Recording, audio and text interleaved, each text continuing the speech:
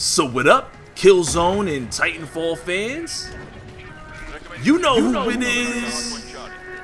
Got this crazy topic I wanted to share with you guys and talk to you guys, discuss this with you guys about Killzone Shadowfall and Titanfall and where both games lack. Both games had a strong emphasis in a particular area rather than giving you a full plate quality first-person shooter game. In this video, I plan on sharing my thoughts on that and discussing those facts. On the right, we have Killzone Shadowfall. Notice the graphics. They say it's at 40,000 polygons, which is 4 times the increase over the polygons in Killzone 3. There's 2048 by 2048 textures or texture mapping, and it plays at 1080p at 30 frames per second in online matches. And the majority of the innovation is in their visuals, as you can very well see. And it's kind of hard to believe that, according to what I've read, that the frame rate is at 30 frames per second in multiplayer, because it looks like 60 frames per second to me. Titanfall graphics on the left are considerably scaled back to what is more reminiscent to the Xbox 360. The gameplay is below 1080p resolution, but most of the time it plays at 60 frames per second. But there is a tremendous amount of frame rate lag and splits and cuts when you have multiple Titans on the map at one time. But where Titanfall lacks in graphics, you know, the polygons, resolution, frame rate, texturing, they totally make up for in its phenomenal gameplay. The parkour system, the wall running, the climbing, the speed. Just the overall movement is far beyond what is available in Killzone. The innovations are clearly in the gameplay between both Pilot and Titan player movement.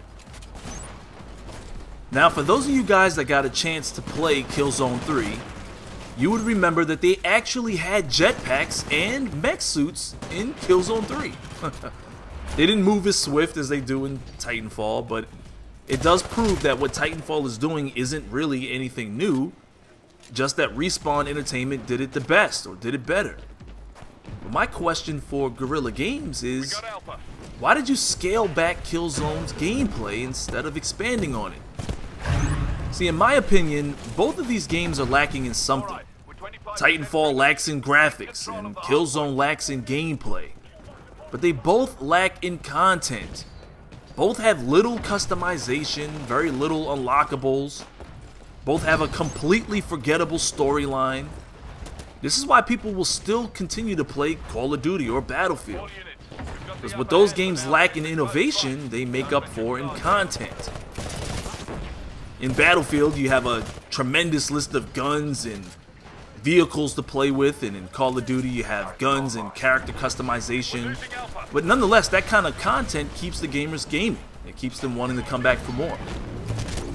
See, this all leads me to believe that Killzone was designed to sell PS4s based on visuals. They took no risks in gameplay. It plays very, very generic. And Titanfall was rushed out to sell Xbox Ones based on gameplay. The game has poor visuals and a tremendous lack in detail. Both games just feel overhyped and rushed. Neither one is offering a total package in that next-gen experience that I thought we were being promised at E3. I can't wait to see what Killzone 5 and what Titanfall 2 look like on the next-gen consoles in years to come. But my question is really, what about you guys? You know, do you prefer gameplay or graphics? You know, as a gamer, either one is pleasing to me, but I just prefer a finished product, especially at a $60 price tag. A product that is not scaled back, but enhanced and built upon, you know, to represent that true next-gen experience. Once again, it just looks like I'll have to wait till Destiny comes out to receive a total package in a first-person game. I don't know if you guys can go back to remembering how Halo 3 was, where at the time, for, you know, the type of game it was, it offered theater mode, it offered a forge, it offered, you know, a forge where you can actually design your own maps, it offered character customization, back then it was arena-based arcade shooter, so it didn't have a whole bunch of different gun camos and things like that, but you still had a large amount of guns to play with. You could dual-wield weapons. I know that both of these titles are the first of their kind for the next-gen console, so in a way you feel like you can give them an excuse, but I still feel like, what's the standard? Like, whatever happened to that standard of giving you a quality game, a full package? At the end of January, Sony announced that Killzone sold over 2.1 million copies, and Titanfall, as of March 22nd, has sold 1.1 million copies. But both games are being ridiculed for their lack of content, you know, to keep the gamers gaming. And I brought up Halo 3 because I just remember how much time I spent in that game. Months creating maps and, you know, basically unlocking things that so I can kind of customize my character to look different from everybody else. And I just had a full plate experience with that title. Even Black Ops 1 kind of borrowed some of those innovations. You know, they tried to give you a little bit of customization. They gave you more customization in the gun camos than actual player customization, but they also had theater mode, and they did a lot of things, or a lot of the games in the past, they tried to do a lot of things that kept you playing. And these days, it just feels like content is almost as important or more so important than gameplay and graphics. And it seems like Killzone is trying to, you know, bank on their graphics, the visuals that this game presents. And at E3, it was absolutely one of the faces of next gen.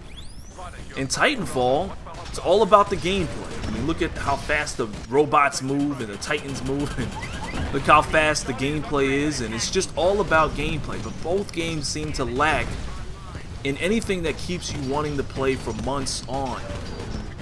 And I just get the feeling after a while that I'm just tired of playing. And so I'm just wondering how you guys feel. My question to you is it gameplay, graphics, or is it content? What is expected of you for your type of first-person shooter? Because obviously people have sort of gotten tired of Titanfall already. I mean, the numbers, Titanfall was the #1 game on Twitch, I think the first week or two. And now it's not even being streamed anymore. And all these people that said, you should believe the hype, Titanfall is gonna be great. I guess they didn't take into account the lack of content that this game has. And you know, most of my friends that still play it, I mean, they just play casually. They don't play to get better or to prove themselves, you know, especially in YouTube videos. And Killzone is a very, very generic shooter at its core. I mean, it doesn't seem to offer enough in a lot of areas that keep me wanting to play the game. And maybe I'm different. Maybe I'm just a different kind of guy. Maybe you're somebody who loves Killzone and you play it every day and you're a phenomenal Killzone player. And vice versa, the same thing for Titanfall. I'm just one person. I just have my own opinions on things, and we don't have to argue about that. I definitely agree that both games are worth playing.